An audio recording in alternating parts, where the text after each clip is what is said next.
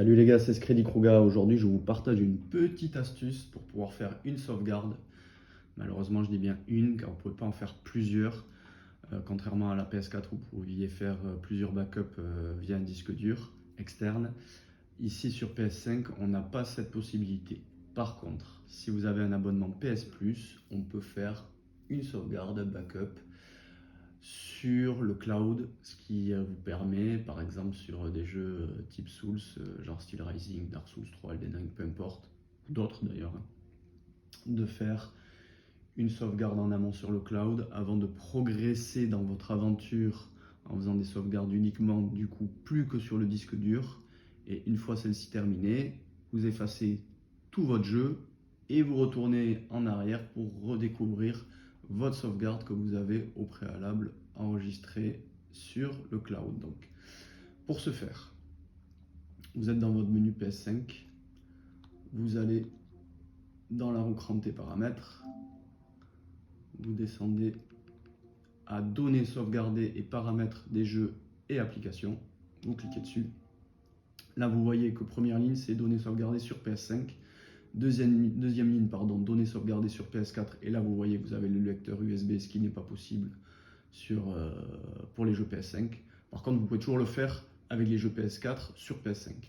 Et bon, là, en l'occurrence, on parle des jeux PS5. Donc, on revient à notre ligne. Et là, vous avez donc stockage sur console, stockage dans le cloud et synchroniser les données sauvegardées. Pardon. Donc là, vous voyez que c'est activé. Vous attendez un petit moment. Alors, on va d'abord afficher l'état de synchronisation pour que vous voyez que, vous voyez, là par exemple Steel Rising, je l'ai désactivé.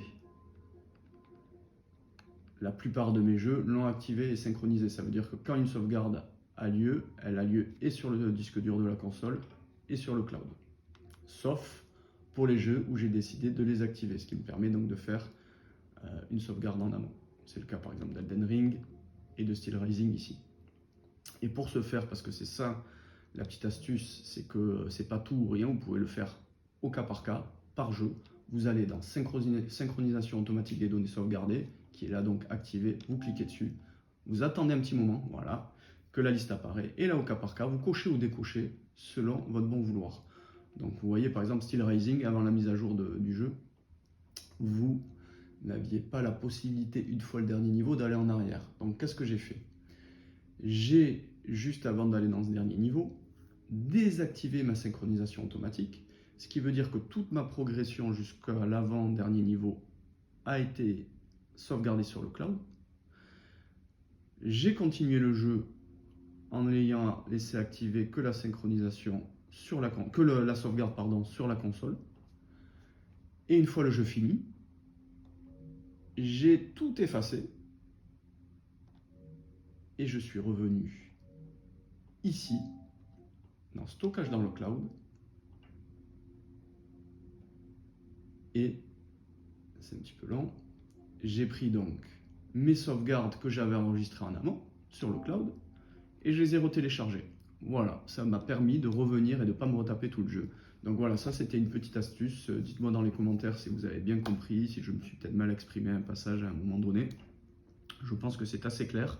En tout cas, j'espère que ça vous aidera.